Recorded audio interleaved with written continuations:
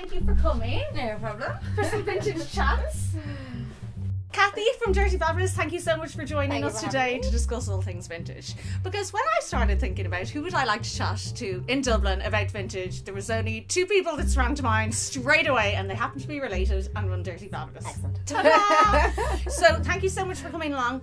I know you have so much stuff here, and actually it's probably just a teeny bit of your collection. I know, I had to kind of whittle down. I have a lot. I have a huge... It's like choosing between your children. Yeah. I know.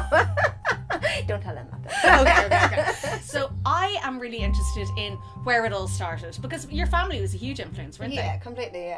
My mum and her sister had a costume business, and like they used to have original vintage clothing from the 20s to the 60s, and I used to, even when I was like probably 12, I used to go with my mum on trips to England and everything and source kind of vintage clothing for the shop.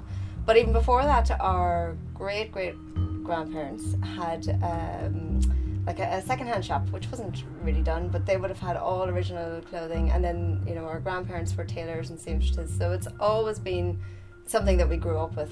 There was no way you weren't going to work in vintage. Well, the beauty of your job is that you can make that an occasion. Yeah. Like, you two always look fabulous in the store, and you get to dress up. We do, and we try to be as dressed up as possible. Yeah, And it helps us kind of move through our wardrobe as well. Exactly. So that everything's not just sitting there and, you know, just, oh, it looks pretty, but it's never been worn. So one of the things you're the queen of is buying things that don't necessarily fit. So tell us a little bit about one of those. Well, actually, I mean, I get everything tailored because I'm quite short and goods and all that. Yeah, and I got this dress for nothing in particular, just because I love the colour and I love the detail. But it was actually a full-length ball gown. All the way to the floor? All the way to the floor, like a 1950s ball gown. And when I seen it, I was like, that's totally for me, and Caroline thought I was absolutely crazy. And perfect for going for coffee. Exactly. But then I got it shortened, and I've worn it to weddings, I've worn it to work, you know, with a little kind of cardi over it. So I've actually got more wear than you would think of from a 1950s But that's the beauty, that you do wear it to work. And I always think, people always say, oh, I love vintage, but two things they say. Oh, I couldn't do it. Yeah. And I just think, well, that doesn't even make any sense. Try it on if you love it. Yeah. And also, where would I wear it? Yeah. And I think, make an occasion to wear it. And, you know, make it work for you. Yeah. But people shouldn't be scared about buying something that isn't their size in vintage. Oh, not at all. I mean, and this dress here, amazing. This is a vintage Christian Lacroix, and absolutely amazing. Now, I did have the label. But I had to take it off because it was too big on me. So I've had the whole thing taken in down the back, and you know, people would be like, "Oh, designer, take it off." You know, so it's not a big thing to me whether it's a designer or not. I just love the style. And again, this is from a vintage consignment store in New York that we used to visit all the time, and it was really expensive, but it was at the time around my birthday, and I like rang my husband when we were in the shop, and I was like, if I get this really expensive dress on a credit card, will you give me some money towards it when we go home? Will you pay that off for me? But I couldn't leave it behind, and you know what, you can see how much you love it now. I do, yeah, and I absolutely love it. I mean, I only wore it there on Saturday to work, you know, so it's something nearly 10 years later. Well, again, you know, I wore it with a different shirt under it, and you know, different heels and black tights, and I actually feel really kind of burlesque cabaret Chicago. Yeah, it definitely has that feel to it. And it has its own disco ball. I know, so, exactly. I mean, what more do you want in a dress? Yeah. So, I mean, you're so often in New York, it kind of is your spiritual home, really, isn't it? It is complete. Like, there's nowhere like New York, absolutely. I mean, we'd go every weekend if we could. I mean, my husband and kids mightn't appreciate that, but myself and Caroline have a great time. Yeah, exactly. And you know, we're going there a couple of times a year, every year for nearly 10 years. So, you know, we really do feel at this stage like, you know, we're at our second home when we go back, and we're working with the same people so many times. You know, we often go out to dinner with them now, and you know, they'll take us out places, and we've got some really good relationships over there as well. I mean, the thing is, then you are getting the best of both worlds. You know, like I know we had discussed a couple of years ago, I just ran away to New York for a month because I was like, I must live there, and kind of felt a little bit hard done by it that I couldn't live there. But actually, you really get that balance right. Yeah. Tell me something else that you have. One of your favourite pieces.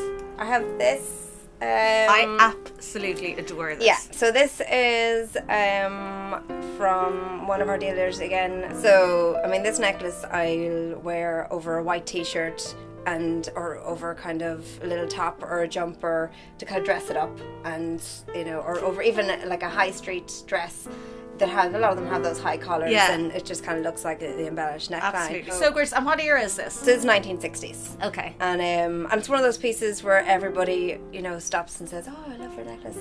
And it is so original. Like, you wouldn't see anything like that. And I love that about vintage, because it does stand out a little bit, you know, from everything else.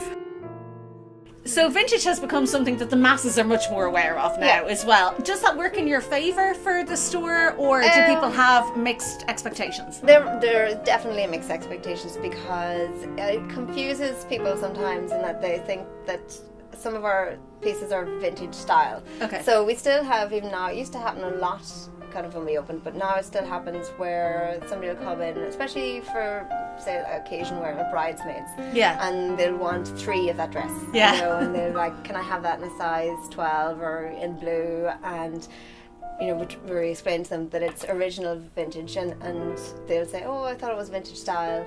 So, I mean, it does happen a lot. So it's kind of, even though people know about it more, there is still that confusion. Yeah. There are so many shops doing vintage styles and reproduction. Of course, that it's kind of, you know, if you're not really truly into vintage, it's hard to then spot kind of which is the original and which is reproduction. And maybe they don't care as much. Do you know what I mean? Maybe, you know, they would rather it come in different sizes or whatever. I suppose people that really have that appreciation or really love it or want a one-off, because wedding dresses, people are so often looking for one-off, and that's something that you guys do a lot of. I mean, the bridal is so huge for us now. It's nearly, you know, taken over. Well, it has taken over. So it's about 80% of our business. Really? Is vintage bridal bridal. As in include wedding dresses? Wedding dresses, and then everyone else then is going to weddings or going to, you know, black tie events, or for bridesmaids or that, or mother of the bride. So quite wedding related as well. But I would find that most people in Ireland get most dressed up when they're going to a wedding, you know. And people look forward to it so much exactly, as well.